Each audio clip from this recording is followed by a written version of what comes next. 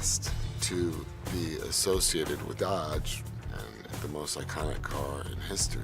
The audience has its own relationship to Dodge. I think that's a testament to the way that the car has been incorporated and thought about from a story perspective throughout the saga. In this installment, we reveal some really cool Dodge cars. This time around, we got the Tantrum Charger. I mean, it's over the top and then some. It's really just an extension of his character. Primarily, the car is made out of carbon fiber, just unbelievable workmanship. And it has 2,000 horsepower. It has a Mercruiser motor in it, twin turbocharged. Then it's driving a 71 GTX, so it's really the next body style of the GTX that he had in 7. To me, it said Dom all over because you can put a gigantic rear tire. It has huge rear wheel wells in it. So we were able to put a tire that was, I think, 16 inches wide on a 20-inch wheel. And that is really a key element because of what he's doing in this sequence. He's dragging these cars. It had to be a lot of rubber on the ground to sell that.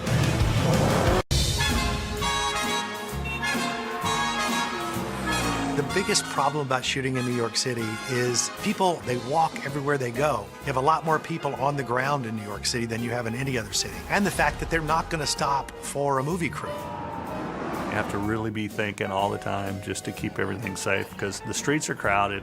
When you do get them off the street, they're off the street by about a quarter inch. They don't step off back away from the curb. And you can be coming by at 45, 50 miles an hour right against the curb and they are not moving. We had 150 to 200 people around some of the cars we weren't using, and I was just amazed that you'd see from every single lifestyle, from every single part of the world, people taking pictures of Fast and Furious cars. And police officers were coming over and leaning down and saying, hey, can I, come over and lean down and get a picture? The New York Police Department came in. I gotta say that they are a big fan of Fast and Furious too. They let us do things a little more than what I think they normally do and said, we're gonna let you do it until we can see that you're at a point where we think it's dangerous. And then we're gonna say no, because nobody's ever done what we've done in New York City. And the New York Police Department and the mayor were part of it. When Letty and Dom are in Cuba, Dom finds himself racing in a vehicle that turns out to be a ticking time bomb. Now we're taking you to the behind the scenes of this blazing race down the scenic Malecón in Havana to see how we pulled it off. Why are you hooking up my cousin's car? Your cousin's car. Not anymore. He needed money, I gave it to him. He can't pay, I take the car. One thing that I did when I started on Fate of the Furious was to do my homework. Just do the research. I wanted to figure out what the fans loved about this franchise and what they missed, if there's anything they missed. And what I keep hearing is just going back to the basics. Car racing, just racing for pink slips. You want a car? Get it the right way. Race for. Our characters have evolved to kind of save the world status that it's hard to justify a race anymore in this universe. So we were adamant about trying to find the perfect place to set that up. And the idea that we were able to make this race about honor was such a cool thing and such a throwback to the first one, ironically.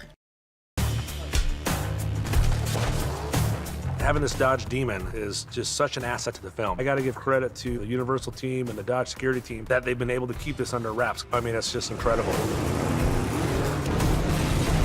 Very limited edition of these cars. I think it's the fastest street car ever made. This is a car that's going to produce over 800 horsepower. It's basically ready for the drag strip. You get it from the dealer, and you could literally drive to the drag strip. You open the trunk, there's 2 skinny, lightweight, front drag tires. The car comes with sticky drag radials in the back. I feel the car will be capable of sub 10-second times in the quarter mile. It's going to be that fast. Quite a bit goes into converting them over to the Demon. Brake upgrades, suspension upgrades, wheels, tires, body modifications, interior, dash. Car will be released right at the release of the film. What a perfect joint venture. I think Dodge really stepped up on Fast 8. They have been wonderful and they have been very supportive, but the bar was set high. The great thing is going into it with people that all believe they can achieve that next level. One of the best things about making Fast and Furious movies is getting to take our fans around the world with us. We love exploring new places. And in The Fate of the Furious, we had the unbelievable opportunity to travel to Cuba and bring the taste of the Cuban culture to our audience. Here's a look at our experience shooting in Cuba, from its beautiful cities to the inviting people who welcomed us with open arms. Fast and Furious!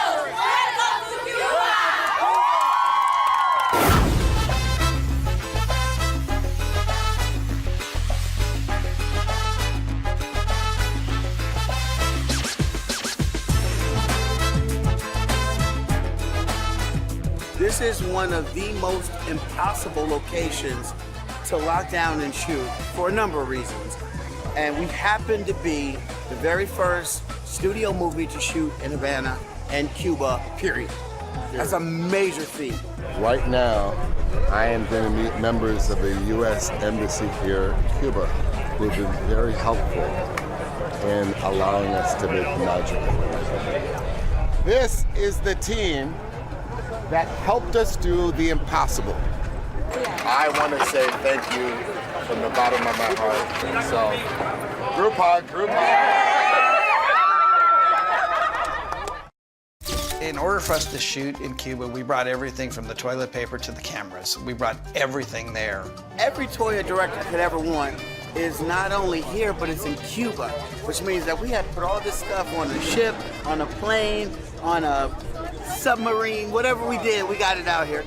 And we're bringing the infrastructure to Cuba, because there's not much here, especially to shoot a movie of this size. 2, 1, action!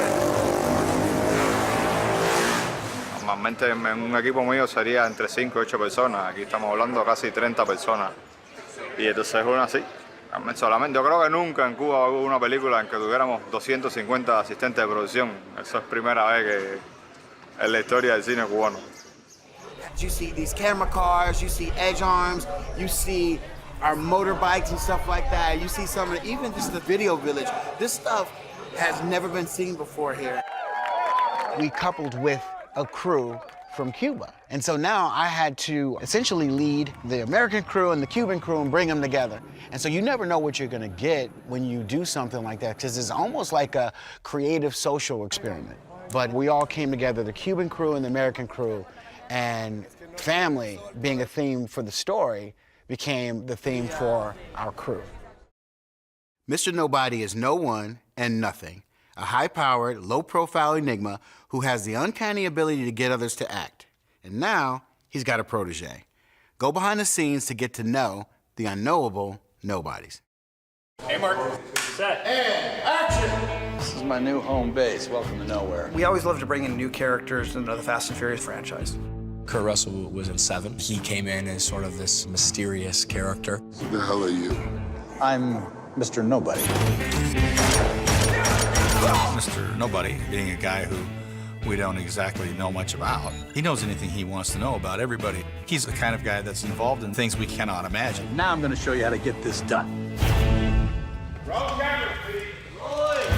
We don't know anything about him. Don't even know his name. Mr. Nobody. He's nobody. He is apparently involved with the government. Moment, will you, Phyllis? And I think that's probably the way to look at it. He's apparently involved with them. It doesn't mean he's with them, and it doesn't mean he's on his own. You find out there's a connection here to Hobbs. It's good to see you, Nobody. You too. Where he gets his money from, who he's really working for. Could be a line that often changes. You never can trust Mr. Nobody all the way, and I think that is the delicious fun of that character, and Kurt plays it to the hilt.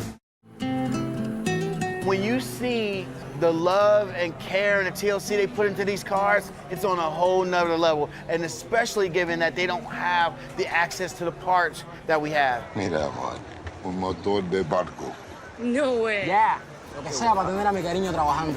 It goes to show how being oppressed for such a long time cultivated that ingenuity. Taxi drivers, they drive the old 1950s Chevys, Cadillacs, and I was reading the odometer on one of them the other day. It had like 650,000 kilometers on it, which is crazy. It's not just kind of like, oh, car, it's a classic. Their families have experienced life through these cars, so they have a different attachment to these vehicles than, say, what we do in the States. My grandfather bought it in 1956. When he died, it passed to my father, then my brother, and now to me. Cuba is all about that car culture. You got these cars from 1961 and later. Like, if there is a perfect guy to be immersed in that culture, it's Don. This is a Cuban spirit. Tu espíritu.